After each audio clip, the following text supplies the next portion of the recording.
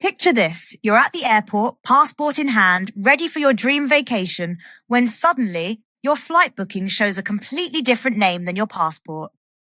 Today, we're diving into the essential travel planning tips every Kiwi needs to know, from avoiding booking disasters to managing your travel budget like a pro.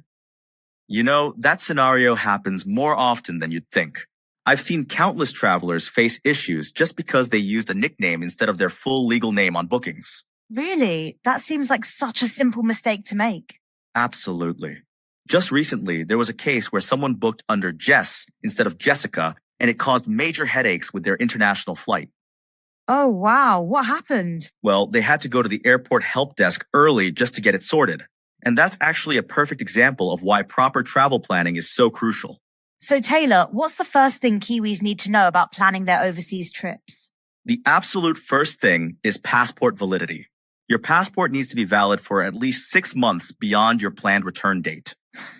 6 months? That seems like a long time. It's a standard requirement for most countries. And here's something many people don't realize. You also need at least 2 blank pages in your passport.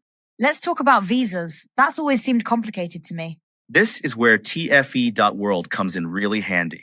It's a new platform that helps check visa requirements for your entire journey. Tell me more about that. How does it work? It's basically a web app that helps you create your travel bucket list and plan your itinerary.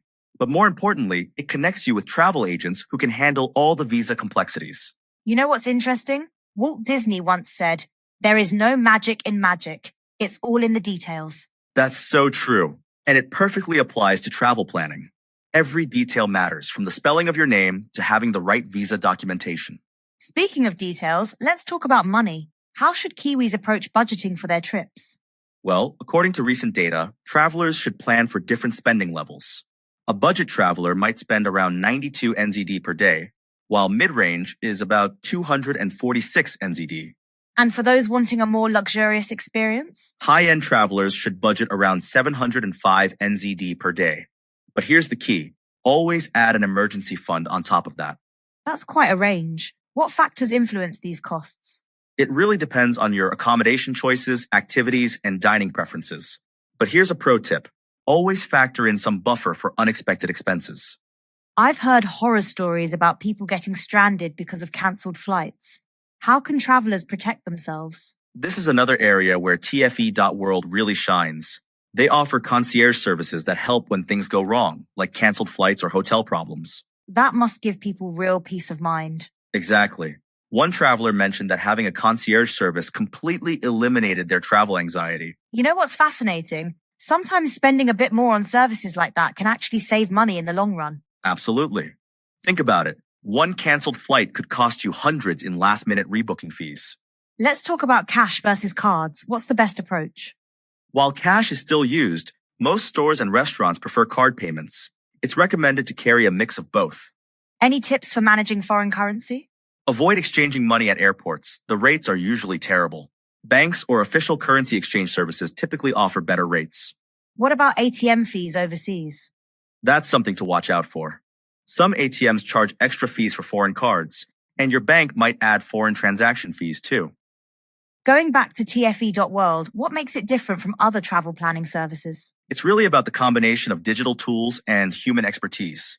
You can plan independently or get help from travel agents, whatever suits your style. That flexibility must be really appealing to different types of travelers. Exactly. Some people love planning every detail themselves, while others prefer having an expert handle everything. Let's talk about travel insurance. Is it really necessary? Absolutely. It's strongly encouraged for all travelers, and some visa categories actually require it. What should it cover?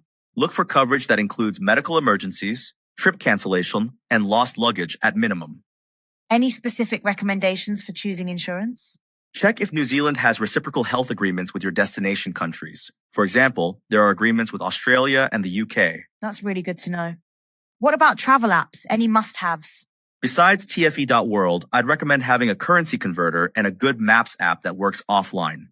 Speaking of offline, what about staying connected abroad? Research your phone plan's international options before you go. Sometimes it's cheaper to buy a local SIM card at your destination. Let's circle back to budgeting. How do you recommend tracking expenses while traveling? I suggest dividing your budget into categories. accommodation, food, transport, activities, and that all-important emergency fund. And how much should that emergency fund be? A good rule of thumb is having enough to cover at least one extra night of accommodation and a last-minute flight change. That makes sense. Any final tips for our listeners? Yes, always keep digital copies of all your important documents, including your passport, visas, and insurance policies.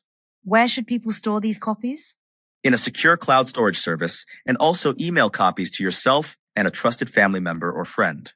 What about physical copies? Keep one set with you, separate from the originals, and leave another set at home with someone you trust. This has been incredibly informative. Any last words of wisdom? Remember that good planning doesn't mean everything will go perfectly. It just means you'll be prepared when things don't. That's such a great perspective. And with services like TFE.World, you've got support even when things don't go as planned. I love how you mentioned earlier about the peace of mind aspect. Yes, because ultimately, travel should be about enjoying the experience, not stressing about the details.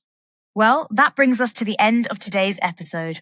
Remember, folks, whether you're a meticulous planner or prefer to go with the flow, having the right tools and support can make all the difference. And just like that passport validity requirement, it's better to have 6 months extra than 1 day too few. Thanks for joining us on Copilot Podcasts. Safe travels, everyone.